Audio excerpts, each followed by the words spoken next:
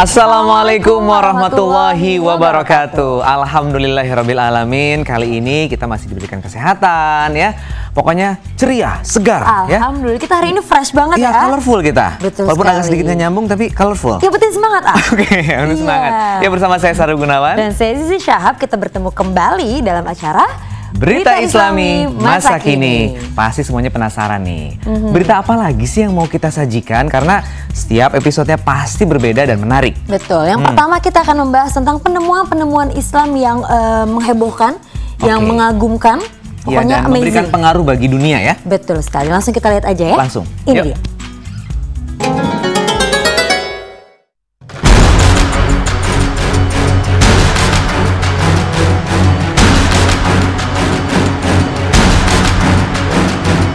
Tiga 13 penemuan Islam yang luar biasa.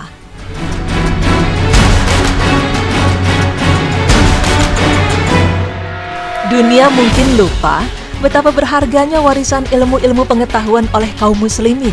Bahkan banyak pula yang tak menyangka bahwa penemuan-penemuan yang kini menjadi benda modern dulunya ditemukan lewat kecemerlangan pemikiran ilmuwan muslim. Pada masa itu, ilmu mereka dikatakan telah melampaui batas zamannya. Saking hebatnya ilmu para pemikir Islam, berikut kontribusi ilmuwan muslim bagi dunia. Siapa yang tak pernah berfoto-foto? Hampir di setiap kesempatan, kini banyak orang yang ingin mengabadikan momen demi momen yang dilaluinya. Tak pelak, kamera menjadi barang yang cukup vital bagi mereka yang suka hobi menjepret. Mungkin banyak orang mengira bahwa baratlah yang memperkenalkan kamera. Padahal prinsip kerja kamera telah ditemukan 1000 tahun silam oleh seorang ilmuwan muslim bernama Ibnu Al-Haytham pada akhir abad ke-10. Saat itu Al-Haytham menemukan sebuah kamera obskura. Memang, bentuk kamera mengalami perkembangan dari zaman ke zaman. Perkembangan bentuk kamera diakui berasal dari dunia barat, namun sistem kerjanya sudah ditemukan oleh ilmuwan Islam. Penemuan ini ia lakukan bersama Kamaluddin Al-Farisi. Mereka berdualah yang mempelajari fenomena gerhana matahari. Untuk mempelajari fenomena tersebut, maka Al-Haytham pun membuat lubang kecil yang memungkinkan sinar matahari untuk diproyeksikan pada bidang datar. Kajian ilmu optik berupa kamera obskura itulah yang mendasari kinerja kamera yang digunakan oleh umat manusia sampai saat ini. Matematika bukanlah suatu ilmu yang menjadi paling favorit di setiap sekolah. Namun, ilmu berhitung menjadi pelajaran yang menarik bagi anak-anak balita yang masih belajar berhitung. Ilmu berhitung sendiri biasanya dimulai dari angka 0. Berdasarkan sejarah, angka 0 berakar dari sejarah matematika di Babilonia, kemudian beranjak dari Eropa ke Yunani, kemudian berlanjut ke dataran Timur Tengah.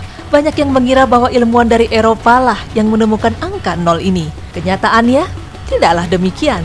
Penemu angka 0 ini adalah seorang muslim, intelektual muslim lebih tepatnya.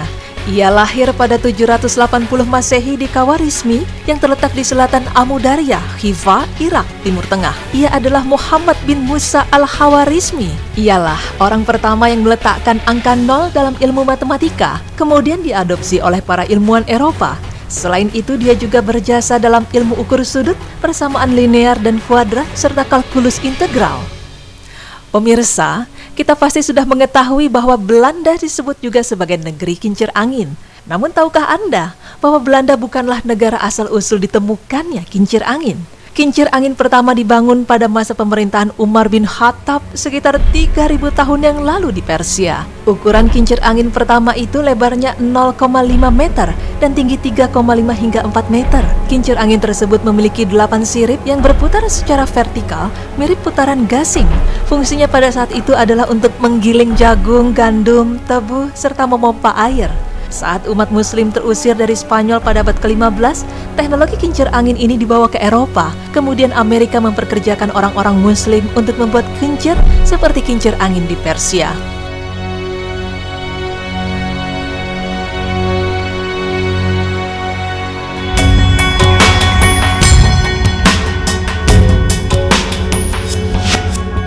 Penemuan yang satu ini cukup mengejutkan. Permainan catur yang selama ini diketahui berasal dari Eropa, justru kenyataannya berasal dari Persia.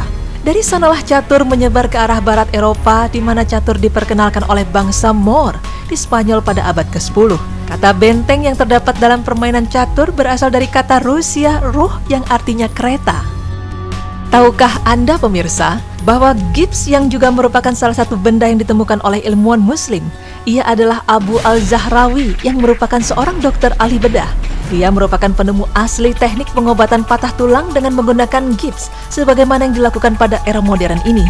Sebagai seorang dokter era kekhalifahan, dia sangat berjasa dalam mewariskan ilmu kedokteran yang penting bagi era modern ini. Al-Zahrawi lahir pada tahun 936 di kota Al-Zahra, yaitu sebuah kota yang terletak di dekat Cordoba di Andalusia yang sekarang dikenal dengan negara modern Spanyol di Eropa. Al-Zahrawi selain termasyhur sebagai dokter yang hebat, juga termasyhur karena sebagai seorang muslim yang taat. Dalam buku Historiografi Islam Kontemporer, seorang penulis dari perpustakaan Filiyuddin Istanbul di Turki menyatakan Al-Zahrawi hidup bagaikan seorang sufi. Dia melakukan pengobatan kepada para pasiennya secara cuma-cuma. Dia seringkali tidak meminta bayaran kepada para pasiennya, sebab dia menganggap melakukan pengobatan kepada para pasiennya merupakan bagian dari amal atau sedekah. Di masa sekarang ini, banyak bermunculan para pembuat robot. Bahkan banyak juga film bergenre robot yang digambarkan bisa menolong manusia dari kesulitan. Tak sedikit pula orang mengira bahwa konsep robotik ini berasal dari negeri barat. Lagi-lagi, pemikiran itu salah, karena ilmuwan muslimlah yang menemukan konsep robotika. Al-Jazari mengembangkan prinsip hidrolik untuk menggerakkan mesin yang kemudian hari dikenal sebagai mesin robot. Donald Hill, seorang ahli teknik asal Inggris yang tertarik dengan sejarah teknologi, mengatakan bahwa ia tak mungkin mengabaikan hasil karya Al-Jazari yang begitu penting. Dalam bukunya, Al-Jazari begitu detail memaparkan instruksi untuk mendesain, merakit, dan membuat sebuah mesin. Al-Jazari merupakan ahli teknik yang luar biasa pada masanya. Nama lengkapnya adalah Badi Al-Zaman Abules bin Al-Raj Al-Jazari. Dia tinggal di Diyarbakir, Turki selama abad ke-12. Ibnu Ismail Ibnu Al-Rajas Al-Jazari mendapat julukan sebagai bapak modern engineering berkat temuan-temuannya yang banyak mempengaruhi rancangan mesin-mesin modern saat ini. Ia dipanggil Al-Jazari karena lahir di Al-Jazirah, sebuah wilayah yang terletak di antara Tigris dan Efrat, Irak. Donald Routledge dalam bukunya Study in Medieval Islamic Technology mengatakan bahwa hingga zaman modern ini tidak satupun dari suatu kebudayaan yang dapat menandingi lengkapnya instruksi untuk merancang, memproduksi, dan menyusun berbagai mesin sebagaimana yang disusun oleh Al-Jazari. Pada 1206, ia merampungkan sebuah karya dalam bentuk buku yang berkaitan dengan dunia teknik. Beliau mendokumentasikan lebih dari 50 karya temuannya, lengkap dengan rincian gambar-gambarnya dalam buku Al-Jami Bain Al-Ilm Wal Amal Al-Nafi Fi Sinat Al-Hyal atau The Book of Knowledge of Ingenious Mechanical Devices. Bukunya ini berisi tentang teori dan praktik mekanik. Karyanya ini sangat berbeda dengan karya ilmuwan lainnya, karena dengan piawainya Al-Jazari membeberkan secara detail hal yang terkait dengan mekanika. Peta dunia. Siapa sangka bahwa pencipta peta dunia terlengkap dibuat pada tahun 1513 oleh bangsa Turki. Para ahli satelit sendiri pun merasa terkejut dengan model pemetaan yang dibuat oleh tokoh muslimin tersebut. Peta yang dibuat di atas sepotong kulit rusa berukuran 90 x 65 cm tersebut benar-benar digambarkan lengkap dan cukup detail. Bahkan hasil perbandingan dengan pemotretan dari angkasa luar yang dilakukan menggunakan satelit saat ini memiliki bentuk yang sangat mirip. Mulanya, para sejarawan tidak percaya akan bukti keberadaan peta tersebut di peta yang terlihat jelas hanyalah kawasan Laut Timur Tengah. Sementara kawasan lainnya seperti benua Afrika dan Amerika sama sekali tergambar sangat berbeda. Baru setelah gambar hasil pemotretan satelit zaman modern ini dipadukan dengan peta kuno karya muslimin bangsa Turki tersebut, ternyata sangat nyata kebenarannya. Gambar yang ditorehkan dalam kulit tersebut memang sangat detail dan terperinci. Dengan menukir ke masa keemasan Islam pada masa yang silam, sejenak tentu kita bangga mengetahui bahwa segala macam ilmu yang ada pada kita saat sekarang ini adalah berkat jasa-jasa ilmuwan muslim dunia yang sudah hampir 1000 tahun yang lalu. Zaman ketika umat muslim adalah pembawa obor pengetahuan di zaman kegelapan. Mereka menciptakan peradaban Islam didorong oleh penelitian dan penemuan ilmiah yang membuat bagian dunia lainnya iri selama berabad-abad. Pemirsa, jangan kemana-mana karena kita masih akan membahas 6 penemuan Islam lainnya yang tak kalah luar biasa.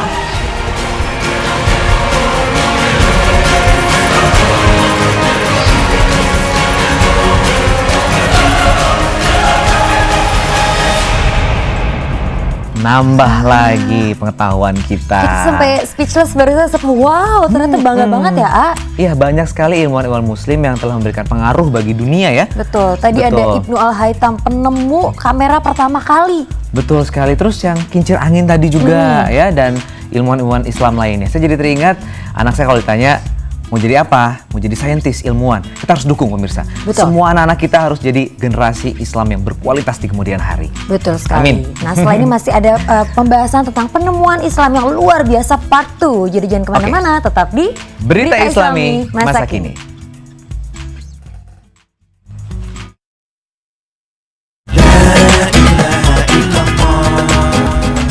Iya, tadi kan udah ada beberapa ilmuwan Islam yang udah dibahas ya. Kalau Ibnu Sina termasuk nggak ya? Coba kita lihat ya. Pasti penasaran semuanya siapa-siapa saja ilmuwan Islam yang lainnya. Yuk, lihat yuk.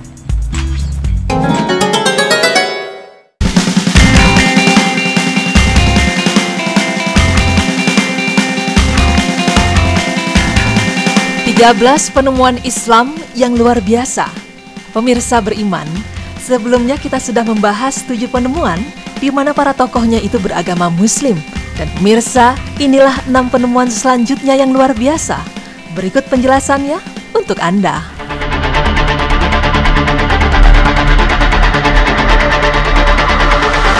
Pemirsa, selama ini jika kita berbicara mengenai tokoh kedokteran Muslim, pasti yang langsung ada di benak Anda itu adalah Ibnu Sina. Tapi padahal banyak sekali tokoh kedokteran Islam yang karyanya masih bermanfaat hingga saat ini. Salah satunya adalah seorang pionir dalam ilmu bedah modern. Tokoh tersebut bernama Abu Qasim Al-Zahrawi. Beliau adalah seorang yang dapat merevolusi ilmu bedah klasik, bahkan dapat menjadikan ilmu bedah sebagai spesialisasi tersendiri dalam ilmu kedokteran. Al-Zahrawi adalah di antara orang pertama yang menemukan alat-alat bedah dan menemukan teori mengikat organ tubuh saat pembedahan, di mana tujuannya adalah untuk mencegah pendarahan. Selain itu, Al-Zahrawi juga telah mempelopori banyak prosedur dan peralatan yang digunakan di ruang operasi saat ini. Dan dia pula orang pertama yang menggunakan catgut pada abad ke-10 sebagai benang untuk jahitan rongga dalam, dan sampai sekarang pun catgut masih digunakan oleh para dokter. Catgut adalah benang yang terbuat dari lapisan usus hewan yang merupakan satu-satunya bahan yang sangat baik digunakan untuk menjahit bagian dalam karena catgut bisa diserap oleh tubuh.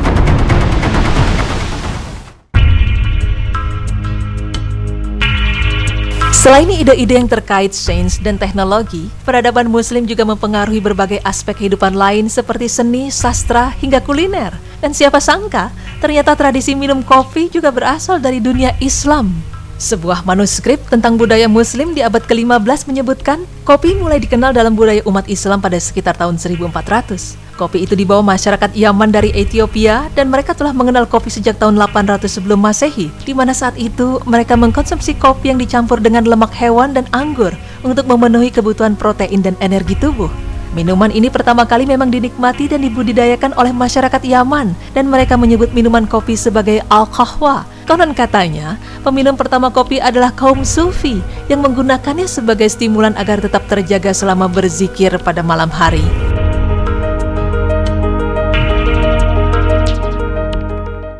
Penemuan selanjutnya adalah universitas. Mungkin kita tidak pernah memikirkan hal ini, tapi ketika ditelisik lebih dalam, ternyata pendiri pertama universitas di dunia adalah seorang muslimah. Ya, Universitas Al-Qarawiyyin adalah universitas pertama di dunia, di mana universitas ini didirikan oleh seorang muslimah yang bernama Fatimah Al-Fihri pada tahun 859. Pada awalnya, Fatimah Al-Fihri memutuskan untuk mewakafkan sebagian besar harta warisan yang ia terima dari almarhum ayahnya. Kemudian ia mendirikan Masjid Al-Qarawiyyin, yaitu sebuah masjid yang kelak menjadi cikal bakal universitas pertama di Maroko dan dunia Islam. Fatimah mempunyai seorang saudari perempuan yang bernama Maryam.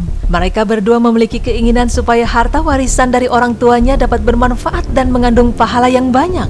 Kemudian Fatimah berkarya melalui Masjid Al-Qarawiyyin, sedangkan Maryam membangun Masjid Al-Andalus. Setelah masjid tersebut rampung, Al-Qarawiyyin mengundang ketertarikan para sarjana dan cendekiawan Muslim karena kajian ilmu sering berlangsung di sana. Penuntut ilmu pun berdatangan dari penjuru Maroko, negara-negara Arab, bahkan penjuru dunia.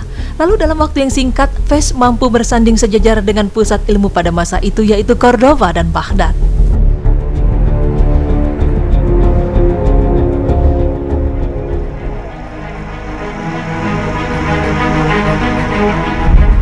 Sejak berabad-abad lamanya, astronomi dan matematika memang begitu lekat dengan umat Islam. Maka tak heran bila sejumlah ilmuwan di kedua bidang tersebut bermunculan. Dan salah seorang di antaranya adalah Abu Abdullah Muhammad bin Jabir bin Sainan Al-Battani. Tetapi ia lebih dikenal dengan panggilan Al-Battani atau Al-Battanius. Buah pikirnya dalam bidang astronomi yang mendapatkan pengakuan oleh dunia adalah lamanya bumi mengelilingi matahari.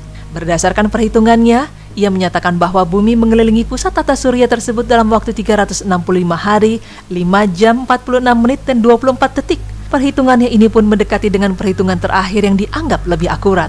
Selain itu, Al-Battani juga menemukan bahwa garis bujur terjauh matahari mengalami peningkatan yaitu sebesar 16,47 derajat sejak perhitungan yang dilakukan oleh Ptolemy. Al-Battani juga menentukan secara akurat kemiripan ekliptik panjangnya musim dan orbit matahari. Ia pun bahkan berhasil menemukan orbit bulan dan planet serta menetapkan teori baru untuk menentukan sebuah kondisi kemungkinan terlihatnya bulan baru.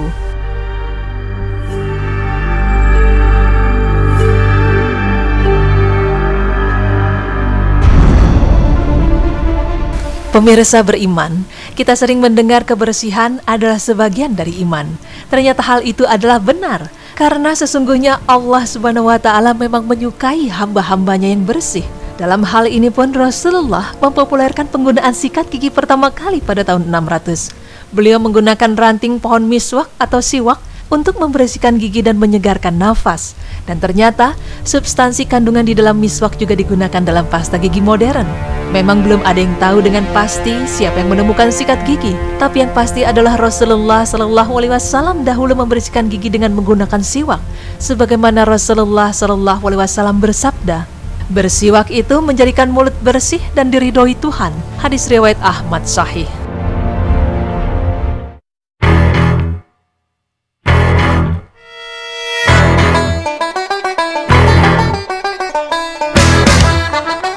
Siapakah penemu mesin terbang? Pasti di antara kita belum banyak yang mengetahuinya.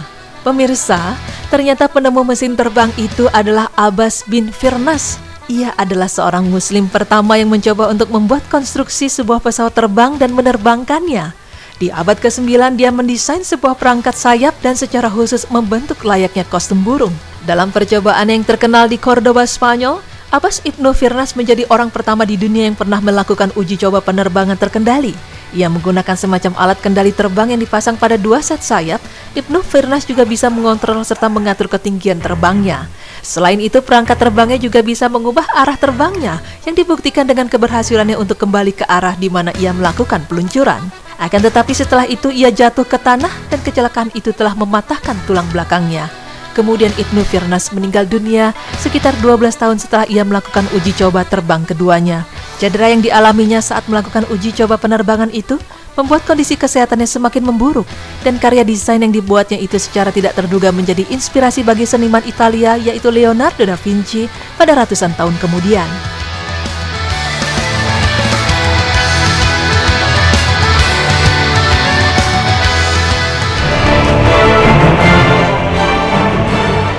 Dan pemirsa, semoga informasi ini dapat membuat kita terpacu untuk menciptakan suatu hal yang baru, di mana generasi muda maupun tidak bisa terus termotivasi untuk membuatnya. Karena sungguh Allah Subhanahu wa Ta'ala menciptakan manusia dengan bentuk yang sangat sempurna, sebagaimana firman Allah Subhanahu wa Ta'ala yang artinya, Dia yang membuat segala sesuatu yang Dia ciptakan sebaik-baiknya dan yang memulai penciptaan manusia dari tanah. Quran Surah As-Sajdah ayat 7.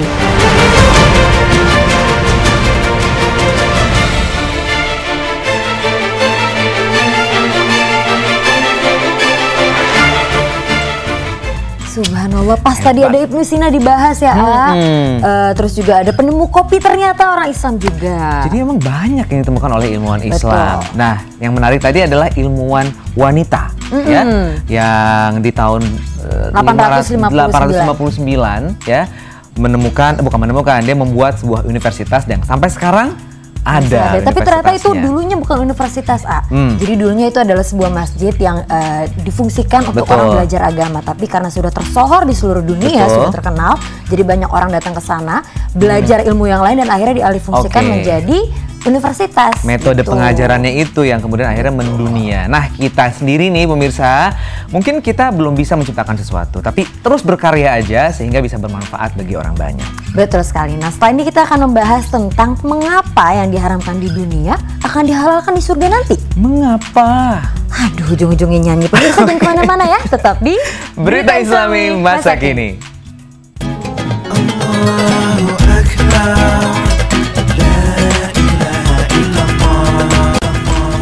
Mengapa yang enak itu haram? Karena apa ya, lupa deh. Karena sekarang kita mau lihat kenapa hal-hal yang diharamkan di dunia tapi justru dihalalkan di surga. Ini dia penjelasannya. Lihat yuk.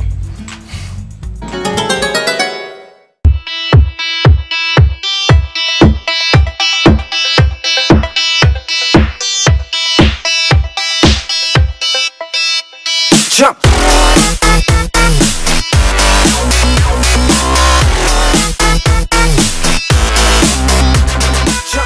Hal-hal yang diharamkan di dunia, kenapa dihalalkan di surga?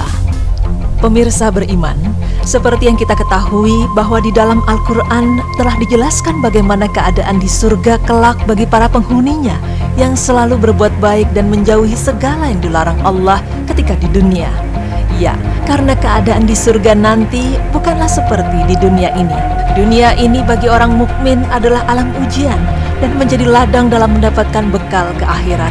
Allah Subhanahu wa Ta'ala menurunkan sekian banyak aturan di dunia, baik yang mewajibkan maupun yang mengharamkan. Maka bagi siapa yang menjalankan kewajiban dan meninggalkan yang haram, Allah Subhanahu wa Ta'ala akan memberikan ridhonya dan memasukkannya ke surga. Kelak di surga juga dikatakan bahwa tidak akan ada lagi aturan atau syariat yang harus dijalankan oleh para penghuninya. Sesuatu yang tadinya diharamkan di dunia menjadi halal ketika di surga. Contohnya seperti meminum khamar, berzina, memakai sutra bagi laki-laki dan lain sebagainya. Bahkan dijelaskan pula dalam Al-Quran bahwa khamar itu tersedia gratis di surga di sungai yang mengalir. Nah pemirsa, namun mengapa hal-hal yang diharamkan di dunia menjadi halal saat di surga kelak?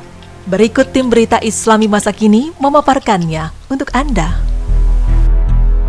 Dalam permasalahan ini, Allah Subhanahu wa Ta'ala mengharamkan beberapa hal di dunia, kemudian Allah menghalalkannya ketika di surga. Maka hal tersebut merupakan kehendak Allah Subhanahu wa Ta'ala dalam memberi balasan kepada orang-orang yang mentaatinya, bersabar dan memerangi hawa nafsu dirinya di dunia ini. Allah Subhanahu wa Ta'ala berfirman yang artinya, tidak ada balasan bagi kebaikan kecuali kebaikan pula. Quran Surah Ar-Rahman ayat 60. Adapun mengenai sebab-sebab pengharaman, terdapat beberapa hal yang menyebabkan perkara tersebut diharamkan di dunia. Di antaranya adalah, yang pertama, tidaklah penting bagi kita untuk mengetahui semua sebab pengharaman yang Allah tetapkan. Karena ada beberapa sebab yang kadang-kadang tidak kita ketahui. Dan yang penting adalah, kita tetap berpegang kepada segala ketetapan Allah tersebut secara tunduk, sekalipun kita tidak tahu sebabnya. Karena sikap mematuhi dan tunduk kepada segala perintah Allah Subhanahu wa Ta'ala merupakan tuntutan Islam yang dibangun di atas ketaatan yang sempurna karena Allah Ta'ala. Yang kedua, kadang-kadang nampak bagi kita beberapa sebab pengharaman di dunia, seperti kerusakan-kerusakan yang ditimbulkan akibat zina. Allah Subhanahu wa Ta'ala mengharamkan kita untuk berbuat zina karena berbagai sebab, seperti ketidakjelasan keturunan, tersebabnya penyakit kelamin dan lain sebagainya. Maka ketika syariat melarang hubungan yang tidak disyariatkan, itu maksudnya adalah untuk memelihara kejelasan keturunan dan menghindarkan penyakit yang membahayakan kita. Namun hal-hal tersebut terkadang tidak dimengerti sedikitpun oleh orang-orang kafir dan durhaka, sehingga mereka tetap melakukan hubungan seksual seperti binatang. Mereka menyetubuhi beberapa teman wanitanya berganti-ganti, atau mereka bersetubuh dengan kerabat dekatnya. Jelas hal tersebut berbeda sekali dengan hubungan antara seorang laki-laki dengan bidadari di surga. Karena jika di dunia ini seorang laki-laki berbuat zina dengan pelacur, maka pelacur itu dikatakan sebagai wanita yang hilang harga dirinya, sedikit iman dan rasa malunya, dan tidak terikat dengan hubungan syar'i yang tetap dengan seseorang yang dilandasi akad yang benar. Sedangkan halalnya seorang laki-laki bersetubuh dengan bidadari di surga, maka mereka terkhususkan untuk suami-suami mereka atau orang-orang yang diberi balasan oleh Allah dengan diberi bidadari-bidadari itu, karena buah dari kesabaran mereka dalam menahan diri dari yang haram ketika di dunia. seperti firman Allah Ta'ala yang artinya, mereka tidak pernah disentuh oleh seorang manusia pun sebelum mereka, ataupun oleh jin. Quran Surah Ar-Rahman ayat 58. Dan bidadari-bidadari tersebut adalah istri bagi penghuni surga, seperti firman Allah yang artinya, dan kami nikahkan mereka dengan bidadari-bidadari yang bermata jeli. Quran Surah At-Tur ayat 20. Maka bidadari-bidadari tersebut pun dikhususkan hanya untuk suami mereka dan tidak untuk yang lainnya. Dan yang ketiga, sesungguhnya pengharaman atas suatu perkara di dunia terkadang merupakan ujian dari Allah Ta'ala bagi hamba-hambanya. Apakah mereka mau melaksanakan perintah dan menjalani larangannya, atau malah ingkar kepada Tuhannya? Dan ujian juga bukanlah berupa sesuatu yang tidak diinginkan dan tidak disukai, namun terkadang Allah Subhanahu wa Ta'ala memberikan ujian berupa sesuatu yang diinginkan oleh hambanya, agar dapat diketahui bagaimana ketaatan hamba-hambanya. Dan yang terakhir, sebab diharamkannya sesuatu di dunia adalah karena sesungguhnya hukum-hukum yang berlaku di dunia tidaklah sama seperti hukum di akhirat. Seperti khamar di dunia diharamkan karena bisa menyebabkan hilang akal bagi orang yang meminumnya. Berbeda dengan khamar di akhirat yang baik, yang tidak akan menyebabkan hilang akal dan tidak menimbulkan pening di kepala, serta tidak membuat kembung di perut peminumnya. Maka Allah Subhanahu wa Ta'ala pun menyediakan khamar di surga bagi para penghuninya yang taat dan bersabar, serta menahan hawa nafsunya ketika di dunia. Seperti firman Allah Subhanahu wa Ta'ala yang artinya, perumpamaan jannah atau surga yang dijanjikan kepada orang-orang yang bertakwa, yang di dalamnya ada sungai-sungai dari air yang tiada berubah rasa dan baunya, sungai-sungai dari air susu yang tidak berubah rasanya, sungai-sungai dari khamar yang lezat rasanya bagi peminumnya, dan sungai-sungai dari madu yang disaring. Dan mereka memperoleh di dalamnya segala macam buah-buahan dan ampunan, dan sama dengan orang yang kekal dalam jahanam dan diberi minum dengan air yang mendidih sehingga memotong ususnya. Quran Surah Muhammad ayat 15. Nah, pemirsa beriman, demikianlah penjelasan mengenai kenapa hal-hal yang diharamkan di dunia menjadi halal ketika di surga. Sesungguhnya semua yang Allah tetapkan adalah yang terbaik bagi para hambanya, karena Allah Subhanahu wa Ta'ala tidak mungkin melarang sesuatu jika tidak ada hikmah di dalamnya. Dan Allah Subhanahu wa Ta'ala pun akan memberikan balasan yang baik bagi para hambanya yang taat. Sungguh Allah Maha Adil lagi Maha mengetahui segala perbuatan hambanya. Subhanallah.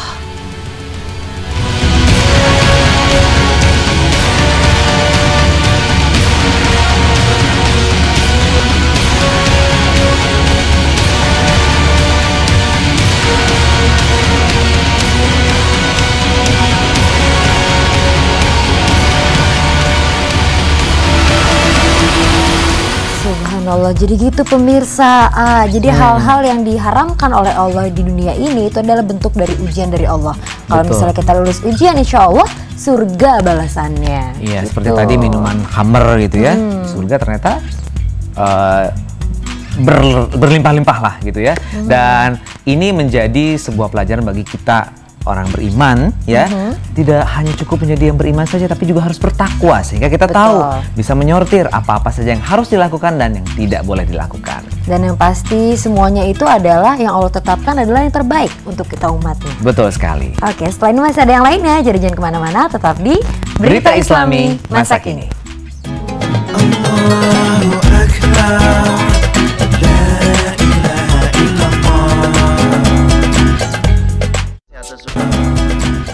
Alhamdulillah sudah hampir 45 menit perjumpaan kita pemirsa, dan informasi-informasi menarik sudah kita sampaikan tadi ya. Amin, insya Allah bermanfaat untuk semuanya ya. Dan jangan lupa saksikan terus Berita Islami Masa Kini hanya di Trans TV milik kita bersama. Wassalamualaikum warahmatullahi wabarakatuh.